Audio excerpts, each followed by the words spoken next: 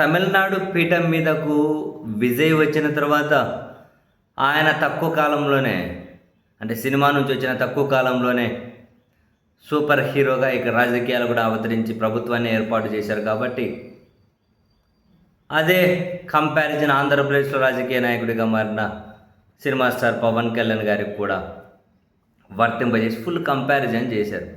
డిఫాల్ట్గా జరిగేది ఖచ్చితంగా చేయాలి, చేస్తారు. కానీ ఇది పవన్ కళ్యాణ్ గారికి అసహనాన్ని కలిగించింది. అలా కంపారిజన్ చేశారు అని చెప్పి వాళ్ళ అభిమానులను తిట్టారు, విశ్లేషకులను తిట్టారు, కులాలను తిట్టారు. వరుస పెట్టి ఆయన చాలా అసహనంగా కనిపించారు. విజయ్ గెలుపు మీద అసూయగా కనిపించారు, ఆ కంపారిజన్ మీద చాలా అసహనంగానే కనిపించారు. అసలు కంపారిజన్ ఏంటి అది ఇది అని.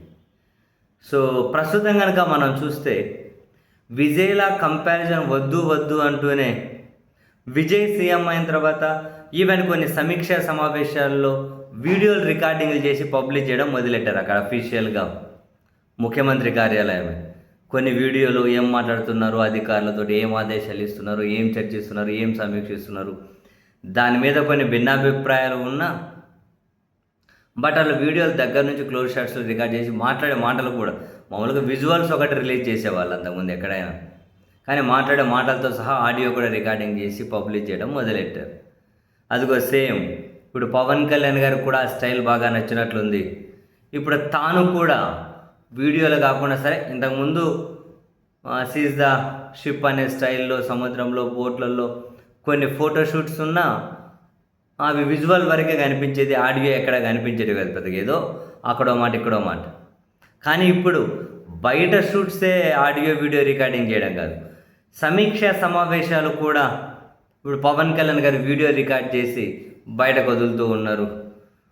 తాజాగా కానీ మనం చూసాం, పేదల దగ్గర మనం ముక్కుపిండి వసూలు చేస్తాము, జరిమానాలు వేస్తాం, ఫైన్లు వేస్తాం, పారిశ్రామికవేత్తలు డబ్బులు అంత సంపాదించి ఎందుకు కట్టరు, ఏమేమల్ని అడిగితే మేము వెళ్ళిపోతామంటే ఎవరిని బెదిరిస్తారు, అది ఇది అని చెప్పి పవన్ కళ్యాణ్ గారు కూర్చొని సమీక్ష చేసి వాళ్ళకి అధికారులకు ఆదేశాలు ఇచ్చి వీడియో ఆడియోతో సహా మొత్తం రికార్డింగ్ చేసి బయటకు వదిలేరు.